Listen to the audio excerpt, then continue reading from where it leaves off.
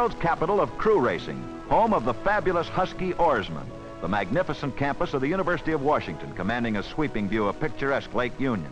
This is old Professor Bill Stern taking you through college in one easy lesson and a panorama shot of Gothic Wales, one of the most eye-filling institutions of learning in the land. But what's more to the point, in a sport report, a school of 12,000 students where every he-man collegian and unwed co-ed knows what's new with the crew.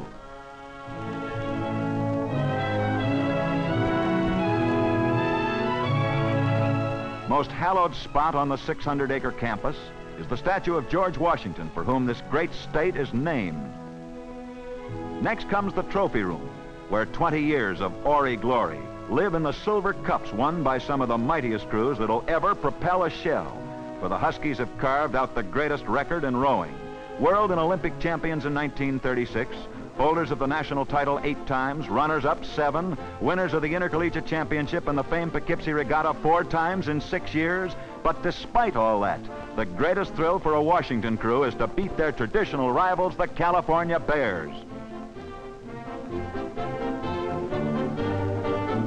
The annual call for crew candidates brings out a bunch of Husky McCluskeys in the dawn of brawn. Every kid in the batch starts from scratch with Coach Al Ulbrichson, a Phi Beta Kappa, and a stroke oar of 3 varsity crews in his student days.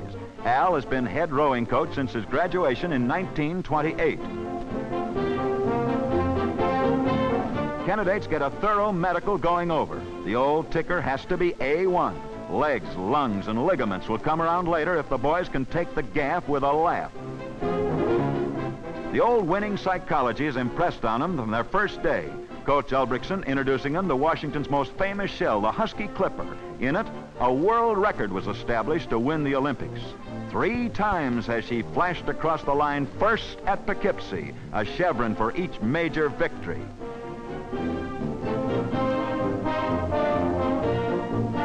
When the recruits take their sweeps from the rack for the first time, there's still a long spell from a shell. First comes the training barge, a big, heavy scow that Washington crewmen call Old Nero. Few first-year men have ever rowed before, since only a handful of prep schools have crews. So practically all of them start off even with only the physical equipment nature gave them.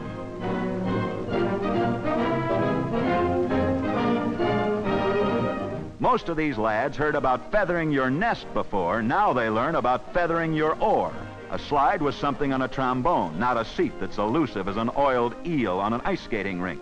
When our rowing hero starts on Old Nero, he's under the watchful eye of assistant coach Ranny, who's got the patience that even a saint ain't.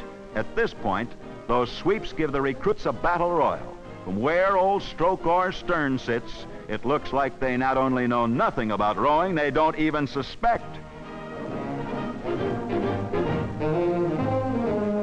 It takes about 2 months of this just to make a rower, not an oarsman, and it's a tough grind on that galley, Pally.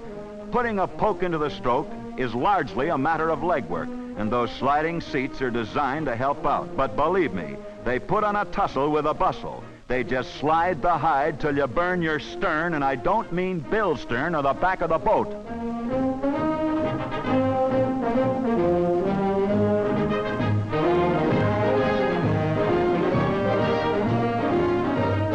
Comes the day when recruits graduate from Old Nero to shell barges, training boats that are heavier than racing shells and built to take the punishment of daily practice. Coach Ulbrichson knows the physical, mental, and athletic characteristics of each man on the squad. Idea is to match every boat so as to get the most out of each individual's qualities. For instance, a man with the steadying qualities of leadership might lack a fraction in power, but Coach Ulbrichson knows just where to use him to best advantage. He might even row on the varsity. Incidentally, getting into a shell is a trick in itself. No heavy-footed stuff goes here. For the skin of the boat is just 1/8 of an inch thick, and a number 12 hoof with a couple of 100 pounds on top of it would make a pip of a rip into the dip. At 38, Al Ulbrichson is the most successful coach in the game and has been for 15 years. The rapid development of recruits under his tutoring and the records his crews have written in the pages of rowing history testify to that. The famous Washington stroke is the invention of the great Hiram Conybeare, who never pulled a sweep in his life, but it's been developed to its high degree of perfection by Ulbrichson.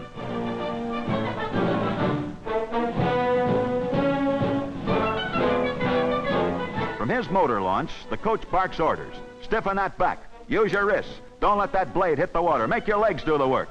And in the leg work lies the key to Washington's stroke. Maximum power is applied at the beginning of the stroke just after the blade enters the water. The drive is supplied by the legs. There's a quick recovery and practically no layback. Many Eastern crews apply the power at the finish of the stroke, laying way back on the oar. Notice that these husky crewmen finish the stroke sitting almost bolt upright. They'll never get sway back from that layback.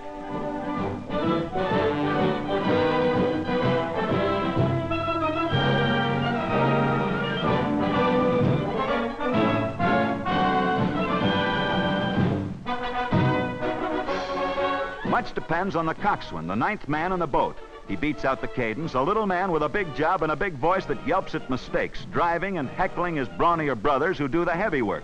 The coach relies upon his coxswain to know each man's peculiarities, to time the sprint at the psychological moment, to steer his course so as to take advantage of current and wind drift, and to pilot his shell so it won't swamp in bad weather.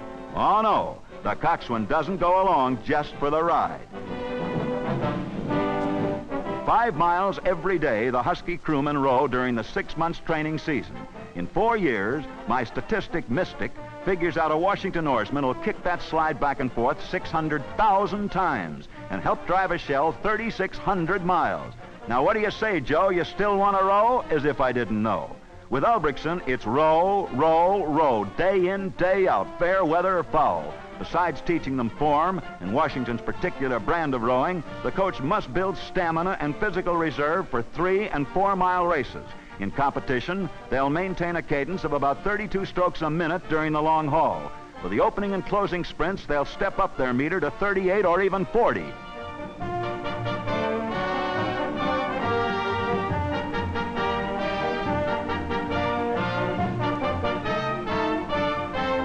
There's plenty of rivalry between boats and rivalry among the men for seats in the varsity shell. Any letdown and the veteran may find himself in the number 2 or 3 boat while some rookie is swinging a blade in the big shell. Take a peep at that sweep. Some stroke, eh, bloke? Plenty of run during the short recovery. 20 miles per hour takes power, and that's just what these husky crews have got when they're hot.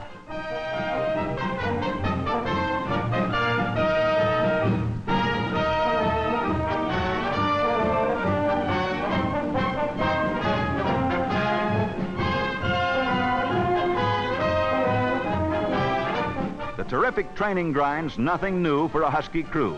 They're coached to perfection, working together like the timing of a fine watch, and their stroke is just as accurate.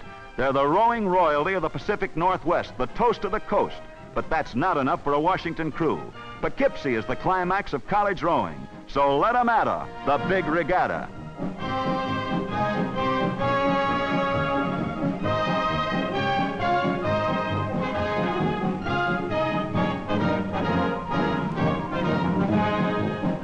We're riding the observation train and riding with Washington. It's 9 men in a boat, a husky boat, against the cream of the college crew crop. California, Cornell, Columbia, Wisconsin, Princeton's, Penn, Navy, sweeping the Hudson. You can spot that Washington crew by its conibear stroke.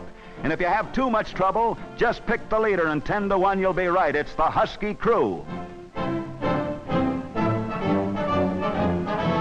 The biggest sporting crowd in America cheers them on in this college crew classic. To hundreds of thousands, the Washington stroke is the trademark of rowing perfection. They're the best in the West, and one will get you 10, they'll be setting the pace of the race. The greatest crews that ever weighed a blade, a symphony of sweeping oars. 4 times out of 6, they'll win in a spin. The Huskies of Washington.